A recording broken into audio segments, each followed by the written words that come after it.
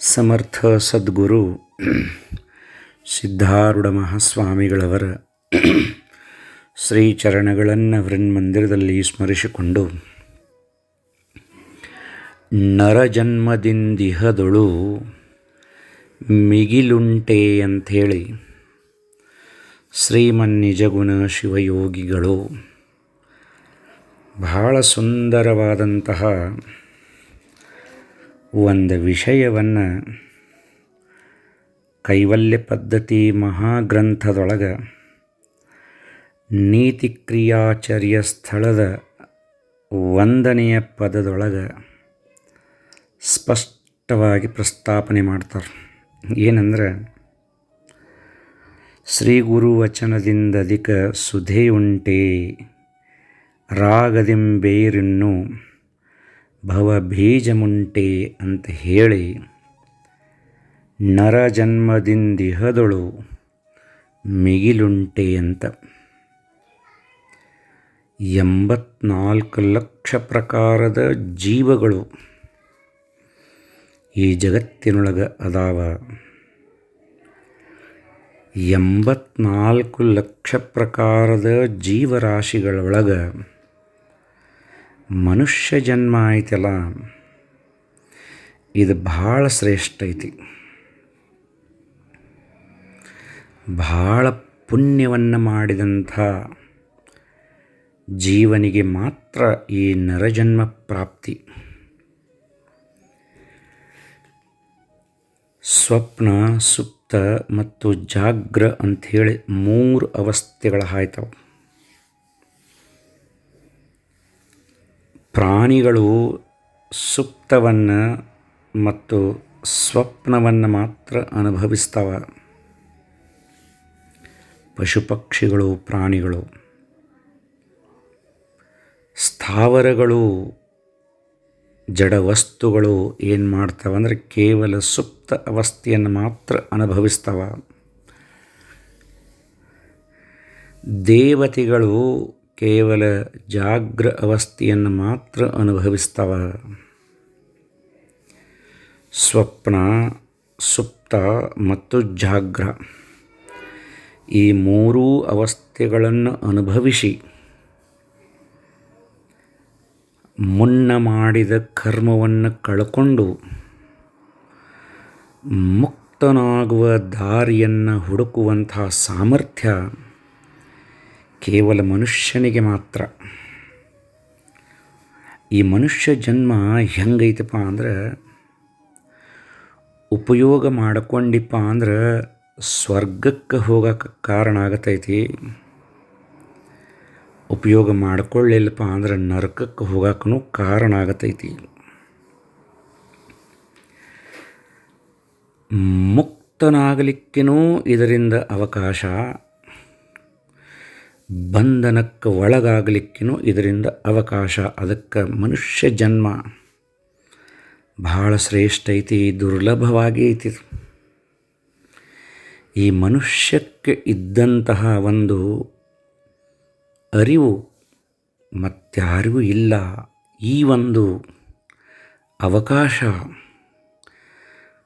ಪುಣ್ಯ ತೀರ್ಥಪ್ಪ ಅಂದ್ರೆ ಸ್ವರ್ಗದಿಂದ ಹೊರಗೆ ಬರೋದಂತ, ಪಾಪ ತೀರ್ಥಪ್ಪ ಅಂದ್ರೆ ನರಕದಿಂದ ಹೊರಗೆ ಬರೋದಂತ. ತೀರಲಾರದಂತಹ ಪುಣ್ಯವನ್ನು ಗಳಿಸ್ಬೇಕಪ್ಪ ಅಂತಂದ್ರೆ ಅದು ಮನುಷ್ಯ ಜನ್ಮದಿಂದ ಮಾತ್ರ, ಗುರುವಚನದಿಂದ ಮಾತ್ರ. ಗುರು ಏನು ಮಾಡ್ತಾನಪ್ಪ ಅಂದ್ರೆ ಹೇಳ್ತಾನೆ ನಮಗೆ. ಇವತ್ತು ಗುರು ಹೇಳಕತ್ತಾನ ಏನಂದ್ರೆ, ಮನುಷ್ಯ ಜನ್ಮ ಭಾಳ ದೊಡ್ಡದೈತೋ.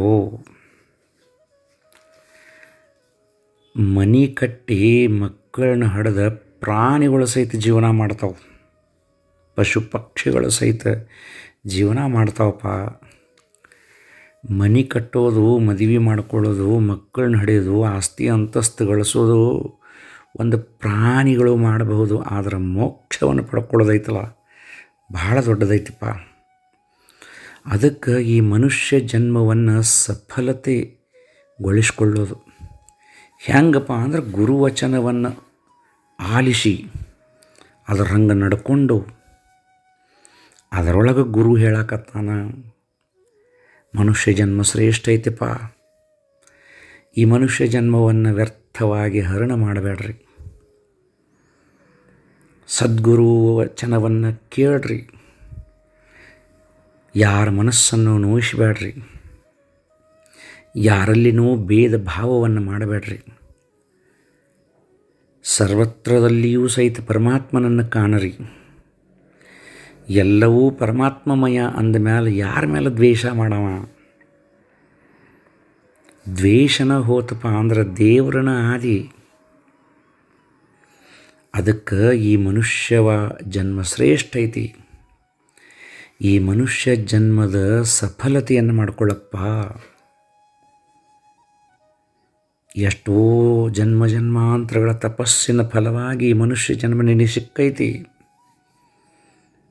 ಇದನ್ನು ಸಾರ್ಥಕ ಮಾಡ್ಕೋ, ಭಾಳ ಶ್ರೇಷ್ಠ ಐತಿ ಅಂತ ಹೇಳಿ ನಿಜಗುಣ ಶಿವಯೋಗಿಗಳು ಭಾಳ ಸುಂದರವಾಗಿ ನಮಗೆ ಹೇಳಿದರು. ಅದೇ ಪ್ರಕಾರವಾಗಿ ಜಗತ್ತಿನೊಳಗಿದ್ದಂಥ ಅಜ್ಞಾನವನ್ನು ಕಳಿಬೇಕು, ಬದ್ಧ ಮುಮುಕ್ಷುಗಳಿಗೆ ಮೋಕ್ಷ ಮಾರ್ಗವನ್ನು ಕರುಣಿಸಬೇಕು, ದುಃಖದೊಳಗಿದ್ದವರನ್ನು ಮ್ಯಾಲೆ ಎತ್ತಬೇಕು ಅಂತ ಹೇಳಿ ಗರಗದ ಸಮರ್ಥ ಸದ್ಗುರು ಮಡಿವಾಳೇಶ್ವರ ಮಹಾಸ್ವಾಮಿಗಳು ಜನ್ಮವನ್ನು ಎತ್ತಿ ಬಂದರು, ಅವತಾರವನ್ನು ಎತ್ತಿದರು.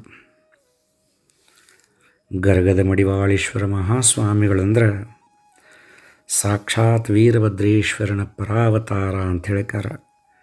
ನಾ ತಮಗೆ ಭಾಳ ಸರಿ ಹೇಳಿದ್ದೇನೆ. ಹೋದಿದ್ದೇ ಹಾದಿಯಾಯಿತು, ಊರಿದ್ದೇ ಊರಾಯಿತು, ನಿಂತದ್ದೇ ನೆಲೆಯಾಯಿತು, ಗರಗವೇ ಸ್ಥಿರವಾಯಿತು. ಭಕ್ತರ ಒಲವಿನಿಂದ 10 ವರುಷ ಬಾಳಿದ, ಪುನರತಿ ಮೃತ್ಯುವನ್ನು ಗೆದ್ದ ಮಡಿವಾಳ ಯೋಗಿ ಅಂತಾರೆ. ಗಂಟೆಪ್ಪ ಭಕ್ತನಾದ, ಸ್ವಾಮಿ ಪಾದ ಸೇವಕನಾದ, ಹಳ್ಳದ ದಡದಲ್ಲಿ ಶಿವಯೋಗಿ ವಾಸಾದ, ಹಂಗರಕಿ ದೇಶಗತಿ ಲಕ್ಷ್ಮೀ ಸರಸ್ವತಿ ವಾಸ, ಶಿವಯೋಗಿ ಒಲಿದಿರಲು ಅನ್ನಪೂರ್ಣಿ ಸದಾ ವಾಸ ಅಂತ ಹೇಳಿದಂಗೆ ಗರಗವನ್ನು ಸ್ವರ್ಗವನ್ನು ಮಾಡಿದಂಥ ಪುಣ್ಯಾತ್ಮ ಮಡಿವಾಳೇಶ್ವರ ಮಹಾಸ್ವಾಮಿ. ಮಡಿ ಬಹಳ ಮಡಿವಾಳ. ಯಾವ ಮಡಿಪ ಅಂದ್ರೆ ಅಂತರಂಗದ ಮಡಿ, ಬಾಹ್ಯದ ಮಡಿಯಲ್ಲ, ನಮ್ಮ ಮನಸ್ಸನ್ನು ಮಡಿ ಮಾಡುವಂತಹ ಮಡಿವಾಳೇಶ್ವರ. ಭಕ್ತರಿಗೆ ಅದನ್ನು ಹೇಳಿದರು, ಮನುಷ್ಯ ಜನ್ಮ ಶ್ರೇಷ್ಠ ಐತಿಪ್ಪ, ಇದನ್ನು ಒಳ್ಳೆಯದಕ್ಕೆ ಉಪಯೋಗ ಮಾಡಿಕೊಳ್ಳ್ರಿ, ಮುಕ್ತರಾಗಿ ಹೋಗಿ ಜಗತ್ತಿಗೆ ಮಾದರಿಯಾಗ್ರಿ ಅಂತ ಹೇಳಿ ಭಕ್ತರಿಗೆ ಬೋಧಿಸಿದಂತಹ ಪುಣ್ಯಾತ್ಮ ಈ ಗರಗದ ಮಡಿವಾಳೇಶ್ವರ ಮಹಾಸ್ವಾಮಿ.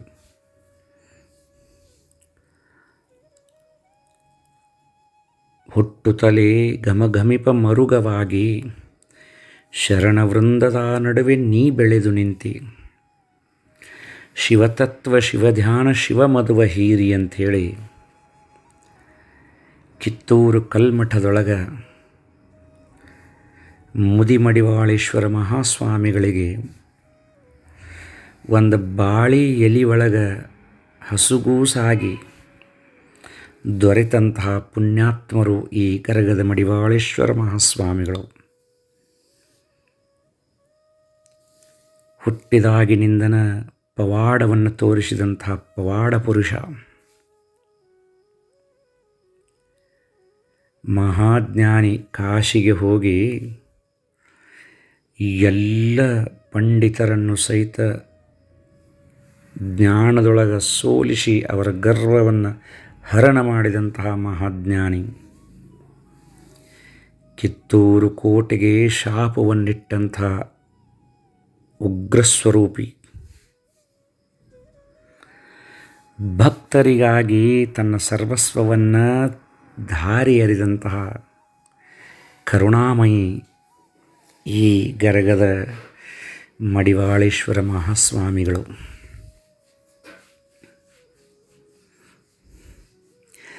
ಸತ್ತವರನ್ನು ಬದುಕಿಸಿದಂತಹ ಸಂಜೀವಿನಿ, ರೋಗವನ್ನು ನಿವಾರಣೆ ಮಾಡಿದಂತಹ ಧನ್ವಂತರಿ, ಅಜ್ಞಾನಿಗೆ ಜ್ಞಾನವನ್ನು ಕರುಣಿಸಿದಂತಹ ಪುರುಷ ಸರಸ್ವತಿ, ಬಡವನನ್ನು ಕುಬೇರನನ್ನಾಗಿ ಮಾಡಿದಂತಹ ಮಹಾಲಕ್ಷ್ಮೀ ಸ್ವರೂಪ, ಮುಮುಕ್ಷುಗಳಿಗೆ ಮೋಕ್ಷ ಪಥವನ್ನು ನೀಡಿದಂತಹ ಬ್ರಹ್ಮಜ್ಞಾನಿ ಈ ಗರಗದ ಮಡಿವಾಳೇಶ್ವರ ಮಹಾಸ್ವಾಮಿಗಳು. ಮಡಿವಾಳಜ್ಜವರು ಎಷ್ಟೊಂದು ಭಕ್ತರ ಮೇಲೆ ಪ್ರೀತಿ ಅಂತ. ಮಡಿವಾಳಜ್ಜನ ಸೇವಾ ಮಾಡ್ತಿದ್ದ ಗಂಟೆಪ್ಪ, ಹನಿಗೆ ಗಂಟೆಪ್ಪನ ಮೇಲೆ ಭಾಳ ಪ್ರೀತಿ. ಗಂಟ್ಯ, ಎಷ್ಟು ಸೇವಾ ಮಾಡ್ತೀವೋ ಮಗನ ನಂದ ಅಂತಿದ್ರಂತ. ಆವಾಗ ಗಂಟೆಪ್ಪ ಅಂತಿದ್ದ, ಯಪ್ಪ ನಾ ಎಲ್ಲಿ ಸೇವಾ ಮಾಡಕತ್ತೇನಿ, ನೀ ಸೇವಾ ಮಾಡಿಸ್ಕೊಳಕತ್ತಿ ಅಂತಿದ್ದಂತ. ಹಗಲಿ ರಾತ್ರಿ ಮಡಿವಾಳೇಶ್ವರನ ಸೇವಾ ಬಿಟ್ಟರೆ ಮತ್ತೊಂದನ್ನು ಮಾಡಲಿಲ್ಲ ಹನಿಗೆ ಗಂಟೆಪ್ಪ. ಗಂಟೆಪ್ಪನ ಜೋಡಿ ಮಾತಾಡ್ಕೊತ ಕುಂತಾಗ ಮಡಿವಾಳೇಶ್ವರ ಮಹಾಸ್ವಾಮಿಗಳಿಗೆ ಗಂಟೆಪ್ಪ ಹೇಳ್ತಾನೆ, ಯಪ್ಪ ಒಂದು ದಿವಸನೂ ನೀ ಓಂ ನಮಃ ಶಿವಾಯ ಅಂದಿದ್ದ ನೋಡಿಲ್ಲ, ಒಂದು ದಿವಸನೂ ನೀ ಯಾವುದೇ ದೇವರನ್ನ ಪೂಜೆ ಮಾಡಿದ್ದನ್ನು ನೋಡಿಲ್ಲ, ಒಂದು ದಿವಸನೂ ಯಾವ ಮಂತ್ರ ಘೋಷವನ್ನು ನೀ ಮಾಡಿದ್ದನ್ನು ನೋಡಿಲ್ಲ, ಹೆಂಗಪ್ಪ ಅಂತ ಕೇಳಿದ. ಮಡಿವಾಳೇಶ್ವರ ಮಹಾಸ್ವಾಮಿಗಳು ಸುಮ್ಮನೆ ಆಗಿಬಿಟ್ರಂತ. ಅವತ್ತು ರಾತ್ರಿ ಮಲ್ಕೊಂಡಾರ ಪಲ್ಲಂಗಿನ ಮ್ಯಾಲೆ. ಹೊರಗೆ ಕೋಲಿ ಒಳಗೆ ಮಡಿವಾಳೇಶ್ವರ ಮಹಾಸ್ವಾಮಿಗಳ ಕೋಲಿ ಹೊರಗೆ ಗಂಟೆಪ್ಪ ಮಲ್ಕೊಂಡಾನ. ರಾತ್ರಿ 1 ಗಂಟೆಗೆ ಓಂ ನಮಃ ಶಿವಾಯ ಓಂ ನಮಃ ಶಿವಾಯ ಅನ್ನುವ ಧ್ವನಿ ಕೇಳಾಕತ್ತಂತ. ಯಾರಂತ ಹೇಳಿಕಾರ ಬಾಗಲ ತೆಗೆದು ನೋಡ್ತಾನ, ಮಡಿವಾಳೇಶ್ವರ ಮಹಾಸ್ವಾಮಿಗಳು ನಿದ್ದೆ ಮಾಡಕತ್ತಾರ. ಸಾವಕಾಶ ಹೋಗಿ ಅವರು ಮಲ್ಕೊಂಡಂತಹ ಪಲ್ಲಂಗ, ಆ ಪಲ್ಲಂಗಿಗೆ ಕಿವಿ ಹಚ್ತಾನ. ಅದು ಓಂ ನಮಃ ಶಿವಾಯ ಓಂ ನಮಃ ಶಿವಾಯ ಅಂತಿತ್ತದು. ಅವರು ಹಾಸಿದಂಥ ಹಾಸಿಗೆಯನ್ನು ಕಿವಿ ಹಚ್ಚಿದ. ಓಂ ನಮಃ ಶಿವಾಯ ಓಂ ನಮಃ ಶಿವಾಯ ಅಂತಿತ್ತು. ಅವರ ಶ್ರೀಪಾದಗಳಿಗೆ ಕಿವಿ ಹಚ್ಚಿದ. ಓಂ ನಮಃ ಶಿವಾಯ ಓಂ ನಮಃ ಶಿವಾಯ ಅಂತಿದ್ವು. ಆ ಆನಂದವನ್ನು ಅನುಭವಿಸಿ ಕಣ್ಣೀರು ಸುರಿಸುವಂಥ ಗಂಟೆಪ್ಪ ಮಡಿವಾಳಜ್ಜನ ಪಾದವನ್ನು ಗಟ್ಟಿಯಾಗಿ ಹಿಡಿದ. ಏನು ಮಾಡಕತ್ತೀವೋ ಮಗನ ಅಂಥೇಳಿ ಸಿಟ್ಟಿನಿಂದ ತಮ್ಮ ಕಾಲನ್ನು ಮ್ಯಾಲೆ ಜಕ್ಕೊಂಡ್ರಂತ. ಇಷ್ಟೊತ್ತಿನಾಗ ಬಂದು ಏನು ಮಾಡಕತ್ತಿ ನನ್ನ ಪಲ್ಲಂಗಿನ ಹಂತಕ್ಕಂತ ಕೇಳಿದ್ರಂತ. ಯಪ್ಪ, ಸಾಕ್ಷಾತ್ ಪರಮಾತ್ಮನಪ್ಪ ನೀನು, ನಿನ್ನನ್ನು ನಾ ತಿಳ್ಕೊಳ್ಳಿಲ್ಲ ಸದ್ಗುರುನಾಥ. ನಿನ್ನ ಸಂಪರ್ಕವನ್ನು ಸಾಧಿಸಿದಂತಹ ಜಡ ವಸ್ತುಗಳನ್ನು ಸಹಿತ ಓಂ ನಮಃ ಶಿವಾಯ ಅಂತಿರುವಾಗ ನೀ ಓಂ ನಮಃ ಶಿವಾಯ ಅಂದಿಲ್ಲ ಅಂತ ಕೇಳಿ ನಾ ಮೂಢನಾದಿ ಕ್ಷಮ ಮಾಡತಂದೆ ಅಂಥೇಳಿ ಮಡಿವಾಳೇಶ್ವರ ಮಹಾಸ್ವಾಮಿಯ ಪಾದವನ್ನು ಗಟ್ಟಿಯಾಗಿ ಹಿಡಿದ ಗಂಟೆಪ್ಪ. ಇಂಥವರಿದ್ದರು ಮಡಿವಾಳೇಶ್ವರ ಮಹಾಸ್ವಾಮಿಗಳು. 8 ಶತಮಾನಗಳು ಕಳೆದರು ಕಾಲನಡಿ, ಅಂಟಿಹುದು ಭಕ್ತಿಭಾವದ ವಚನದ ಗಾರುಡಿ. ಕನ್ನಡದ ಕನಜಕ್ಕೆ ನೀನಿಟ್ಟೆ ಚನ್ನುಡಿ, ಶ್ರೀ ಚನ್ನಬಸವನ್ನ ಪೂಜಿಪುವ ನಿನ್ನಡಿಯನ್ನವರಂಗ. ಮಡಿವಾಳೇಶ್ವರ ಮಹಾಸ್ವಾಮಿಗಳು ಉಳವಿಯ ಚನ್ನಬಸವಣ್ಣನ ಮೇಲೆ ವಿಶೇಷವಾದ ಪ್ರೀತಿ. ಕಾಳು ತಿನ್ನೋ ಬಾವ ಅಂತ ಹೇಳಿಕಾರ ಮಡಿವಾಳೇಶ್ವರ ಮಹಾಸ್ವಾಮಿಯ ಭಕ್ತ ಇದ್ದ ಒಬ್ಬವ. ಅವಾಗ ಒಂದು ಮುಟ್ಟಿಗೆ ಕಾಳು ಕೈಯಾಗ ಕೊಟ್ಟರಪ್ಪ ಅಂದ್ರೆ ಕಡ್ಲಿನೋ ಜ್ವಾಳೋ ಅಲಸಂದಿಯೋ ಉದ್ದು ಗೋಧಿಯೋ ಏನು ಗೊತ್ತಿಲ್ಲ, ಏನು ಸಿಗತೈತೋ ಅದನ್ನು ಒಂದು ಮುಟ್ಟಿಗೆ ಕೊಟ್ರಪ್ಪ ಅಂದ್ರೆ ಬೆಳಗ್ಗೆ 3 ಗಂಟೆಗೆ ಮಠದಿಂದ ಹೊಂಟಪ್ಪ ಅಂದ್ರೆ 10 ನಿಮಿಷನೊಳಗೆ ಉಳುವಿಗೆ ಹೋಗಿ ಎಚ್ಚರಕ್ಕಿತ್ತಂತ. ಉಳುವಿಗೆ ಮತ್ತು ಗರಗಕ್ಕೆ 150 ಕಿಲೋಮೀಟ್ರ್ ಅಂತರ. ಅಲ್ಲಿ ಹೋಗಿ ತುಂಬಿ ಹೂವು ಹರ್ಕೊಂಡು ಅಲ್ಲಿಂದ ಹೊಳ್ಳಿ ಬಿಟ್ಟಪ್ಪ ಅಂದ್ರೆ 10 ನಿಮಿಷನೊಳಗೆ ಮತ್ತು ಹೊಳ್ಳಿ ಗರಗಕ್ಕನ ಬಂದು ಎಚ್ಚರಕ್ಕಿತ್ತಂತ. ಎಲ್ಲ ಕೂಡಿ ಅರ್ಧ ತಾಸಿನೊಳಗೆ ಉಳುವಿಗೆ ಹೋಗಿ ತುಂಬಿ ಹೂವನ್ನು ಹರ್ಕೊಂಡು ಬಂದು ಮಡಿವಾಳೇಶ್ವರ ಸ್ವಾಮಿಗೆ ಅರ್ಪಣೆಯನ್ನು ಮಾಡ್ತಿದ್ದ ಆ ಕಾಳು ತಿನ್ನೋ ಭಾವ. ಆ ಶಕ್ತಿ ಅವಾಗ ಎಲ್ಲಿಂದ ಬರ್ತಿತ್ತು ಅಂದ್ರೆ ಮಹಾಸ್ವಾಮಿ ಆಶೀರ್ವಾದ ಮಾಡಿಕೊಟ್ಟಂಥ ಆ ಒಂದು ಕಾಳಿನೊಳಗೆ ಶಕ್ತಿ ಬರ್ತಿತ್ತಂತ ನೋಡ್ರಿ. ಎಂಥ ಮಹಿಮಾನ್ವಿತ ಅಂತ. ಗೊಣ್ಣಾಗರದೊಳಗೆ ಚಿದಂಬರ ಮಹಾಸ್ವಾಮಿಗಳು ಮಹಾಯಜ್ಞವನ್ನು ಮಾಡಿದಾಗ ತುಪ್ಪ ಕಡಿಮೆ ಬಿತ್ತು ಅಂಥೇಳಿಕಾರ ಮಲಪ್ರಭಾ ನದಿಯ ನೀರನ್ನು ತುಪ್ಪವನ್ನಾಗಿ ಮಾಡಿದಂಥ ಪುಣ್ಯಾತ್ಮ ಪವಾಡ ಪುರುಷ ಈ ನಮ್ಮ ಗರಗದ ಮಡಿವಾಳೇಶ್ವರ ಮಹಾಸ್ವಾಮಿ.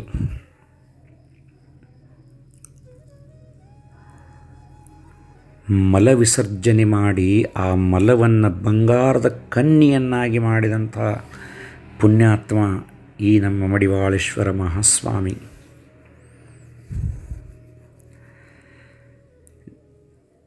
ಅವರನ್ನು ಪರೀಕ್ಷೆ ಮಾಡಿದವರ ವಂಶವನ್ನು ನಿರ್ವಂಶ ಮಾಡಿದಂಥ ಉಗ್ರ ಸ್ವರೂಪಿ ಈ ನಮ್ಮ ಮಡಿವಾಳೇಶ್ವರ ಮಹಾಸ್ವಾಮಿ. ಎಷ್ಟೊಂದು ಕರುಣೆ ಮಡಿವಾಳೇಶ್ವರ ಮಹಾಸ್ವಾಮಿಗೆ ಅಂದ್ರೆ ಅವರು ಸೇವಾ ಮಾಡುವಂಥ ಒಬ್ಬವ. ಅವರು ಎಷ್ಟೋ ಕೌದಿದ್ದು ಅಂತ ಅವರು ಹೊತ್ಕೊಳ್ಳೋ ಚಂದನ ಕಸೂತಿ ಮಾಡಿದ ಕೌದಿ, ಅದರೊಳಗೆ ಒಂದು ಕೌದಿ ಇಂಥ ಕೌದಿ ನನಗೂ ಸಿಕ್ಕಿರಿ ಚಲೋ ಆಕಿತ್ತಂತ ಬರೀ ಮನುಷ್ಯನಾಗ ಬಂದಿದ್ದಕ್ಕೆ ಅದೇ ಕೌದಿಯನ್ನು ಅವಾಗ ಆಶೀರ್ವಾದವನ್ನು ಮಾಡಿಕೊಟ್ಟಂಥ ಕರುಣಾಮೂರ್ತಿ ಮಡಿವಾಳೇಶ್ವರ ಮಹಾಸ್ವಾಮಿ. ಮಡಿವಾಳೇಶ್ವರ ಮಹಾಸ್ವಾಮಿಯ ಮಠದೊಳಗೆ ಬಂಗಾರವನ್ನು ತುಡುಗು ಮಾಡಬೇಕಂಥೇಳಿ ಬಂದಂಥ ಕಳ್ಳರ ಕಣ್ಣು ಹೋಗಿ ಕ್ಷಮಾ ಬೇಡಿದ ಮೇಲೆ ಮತ್ತೆ ಅವರಿಗೆ ಕಣ್ಣನ್ನು ಕರುಣಿಸಿದಂಥ ಕರುಣಾಮಯಿ ಈ ಗರಗದ ಮಡಿವಾಳೇಶ್ವರ ಮಹಾಸ್ವಾಮಿ. ಆತಪ ಇನ್ನು ಹೋಗ್ತಾನೆ ಅಂತ ಹೇಳಿ 1871 ಭಕ್ತರಿಗೆ ಹೇಳಿದಾಗ, ಯಪ್ಪ ನೀವು ಹೋಗಬಾರ್ದು, ಇನ್ನೂ ಇರಬೇಕು ಅಂತ ಹೇಳಿದರು. ಇನ್ನೂ ಇರಬೇಕಂದ್ರೆ ಎಷ್ಟು ದಿನ ಇರಬೇಕು ಅಂತ ಕೇಳಿದ್ರಂತ. ಯಪ್ಪ ಇನ್ನೂ 10 ವರ್ಷ ಇರಬೇಕಂಥೇಳಿ ಭಕ್ತರು ಅಂದಿದ್ದಕ್ಕೆ ಪುಸ್ತಕವನ್ನು ತರಿಸಿ ಅವತ್ತಿಗೆ 10 ವರ್ಷ ಎಂದಾಗ್ತಿತ್ತು ಅವತ್ತನ ಮುಂದೆ 10 ವರ್ಷ ಬಿಟ್ಟು ಮಹಾ ಸಮಾಧಿಯನ್ನು ತೆಗೆದುಕೊಂಡಂಥ ಪುಣ್ಯಾತ್ಮರು ಮಡಿವಾಳೇಶ್ವರ ಮಹಾಸ್ವಾಮಿಗಳು. 1881 ಮಾಗಬಹುಳಿ ಬಿದಗಿ ಬೆಳಗಿನ ಜಾವದಲ್ಲಿ ಬಿಲ್ವ ಬಸವ ದೇವಾಲಯದಿ ನಸು ನಗುವ ವೇಳೆಯಲ್ಲಿ ಭಕ್ತ ಬೆಳಗಕ್ಕೆಲ್ಲ ಯೋಗಿ ಹರಸಿ ಶುಭ ಕೋರಿದ ಶಿವಪಾದಧೂವಾಗಿ ಕೈಲಾಸದಲ್ಲುಳಿದ ಅಂತ ಹೇಳ್ತಾರೆ. ಹಂಗೆ ಮಡಿವಾಳೇಶ್ವರ ಮಹಾಸ್ವಾಮಿಗಳು ಭಕ್ತರ ಇಚ್ಛೆಯನ್ನು ಪೂರ್ಣ ಮಾಡುವ ಕಾಮಧೇನುವಾಗಿ ಕೈವಲ್ಯ ಸಮಾಧಿಯನ್ನು ಹೊಂದಿದಂತಹ ಪುಣ್ಯ ಸಮಯದೊಳಗೆ ಗರಗದೊಳಗೆ ಮಡಿವಾಳೇಶ್ವರ ಮಹಾಸ್ವಾಮಿಗೆ ಮಹಾರಥೋತ್ಸವ 27/2/2024 ಮಂಗಳವಾರ ದಿವಸ ಮಹಾರಥೋತ್ಸವ ನಡೀತೈತಿ.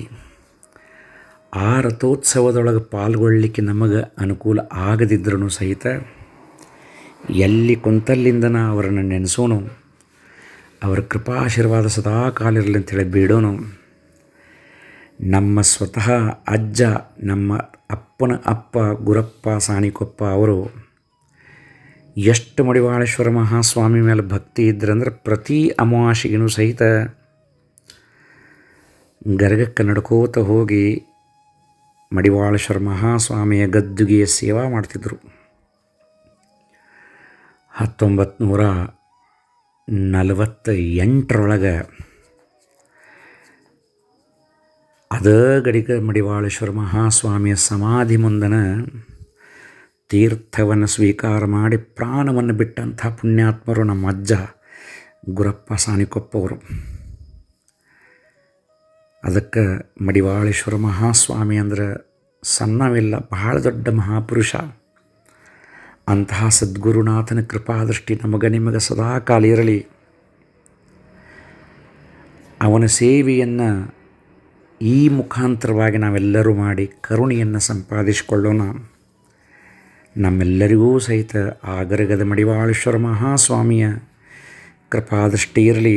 ದುಃಖದೊಳಗಿದ್ದವರನ್ನು ಅನುಗ್ರಹಿಸು, ಅವರಿಗೆ ಮೋಕ್ಷವನ್ನು ಕರುಣಿಸಪ್ಪ ಅಂಥೇಳಿ ಅವನ ಶ್ರೀಚರಣಕ್ಕೆ ಬೇಡಿ ನನ್ನ ಮಾತಿಗೆ ವಿರಾಮ ಕೊಡ್ತೇನೆ.